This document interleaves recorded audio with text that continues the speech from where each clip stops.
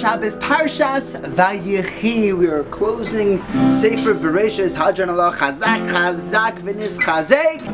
Just one thought. Yaakov Avinu leaves us, and before he goes, he wants to tell us. Rashi says he wants to tell us when Mashiach's coming. He wants to tell us, Shemais is when we go into Galus, and Yaakov Avinu wants to tell us when we're going to get out of it. Finally, after all the Galus, right? After Yemais Mashiach. But the Rebbe Shalom doesn't let him. Now, if I was Yaakov Avinu, and I'm not, I would do exactly what Yaakov Avinu did because he was Yaakov Avinu. But I think maybe Yaakov Avinu slipped us a little hint as to when Mashiach is coming.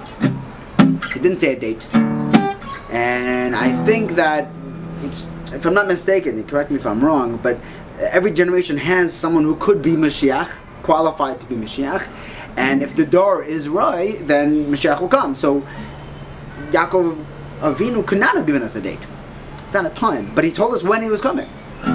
He gave us markers. What's the marker? Yaakov Avinu calls in all of his children. First he has Yosef, private audience, then Nash and Ephraim, the hands. But then all of his kids come in and he looks at all of his Shvatim. Reuven, Shimon, Levi, Yehuda, Shachar, the ganze Chaver is all over there. And we know that, Yisachar and Zvulun are very different. And from both sides, from the business world and from the yeshiva world, they came together to form an alliance. Yehuda, it's politics. A lot of hakim politics. And not necessarily do all civilians get along with politicians. Everyone from Mekatze El Katze, every shevet, with their own bechinas, came together. And Yaakov looks at them and he says, Chavra, hey Osfu, you guys get together. And then I can tell you when Mashiach's coming. You know when Mashiach's coming?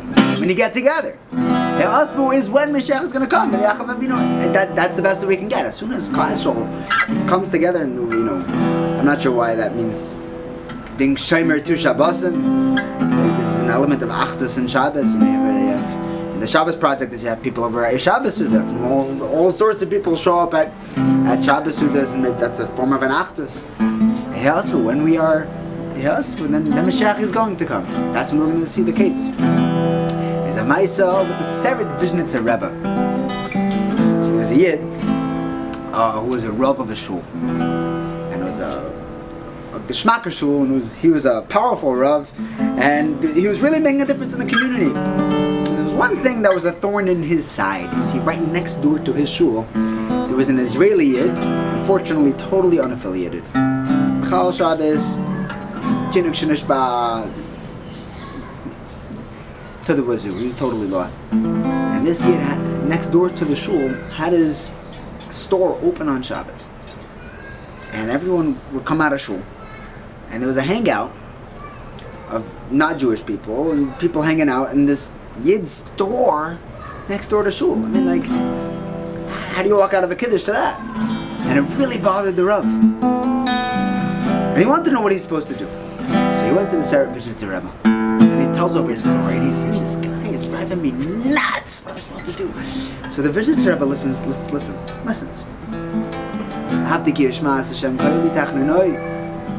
He does know. The Rebbe listens, but even more so, he actually leaned in. And someone's listening. The Rebbe hears him out, and then he says, let me ask you a question. Do you love this Yid? The Rebbe thinks. Says, Rebbe, I'm not going to lie. No, I don't love this Yid. I'm sorry. He's Michal Shabbos b'far Hesed. Even if I wanted to love him, it's probably also to love this kid. I mean, look at Michal Shem Shemayim. What about Kavod Shemayim? How am I allowed to love a Yid like this? And the Rebbe looks at him and he says, "My tired kid, let me ask you a question. My final question. Who says that you don't love him because he's Michal Shabbos?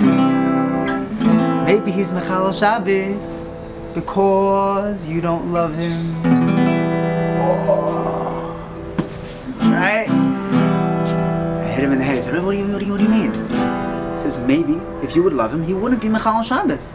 He says, I hate to tell it to you, but maybe this is your fault. It's not what he expected to hear. But he's a Rebbe. And the Rebbe is a good chassid. He says, Rebbe, what am I supposed to do? He says, you go tell him that you love him. You show him that you love him. He says, what do you mean? He says, walk into his store. and say, I love you. Seriously? He's being Mechal Shabbos. Okay? You have to stop to be Mechal Shabbos. I have to show him I love him. So, that Shabbos, the Rav walks into the store, and this guy looks up from behind the counter, and he says, what do you want? And the Rav looks at him, a little twinkle in his eye. It's pretty exciting. And he says, Achi Yakar, I just want to tell you, I love you. I want to give you a hug. The guy thought, are you out of your mind? He says, no, I love you. He says, why do you love me? Like, where did this come from? He says, you're my brother. Gives him a hug. Weirdest thing that either of them had ever encountered before in human relationships. And he went to shul. Went to go daven shachris. He did this every single week. And I'm telling you, within a couple of weeks, that store was closed on Shabbos. And that yid from behind the counter was in the back of the shul davening.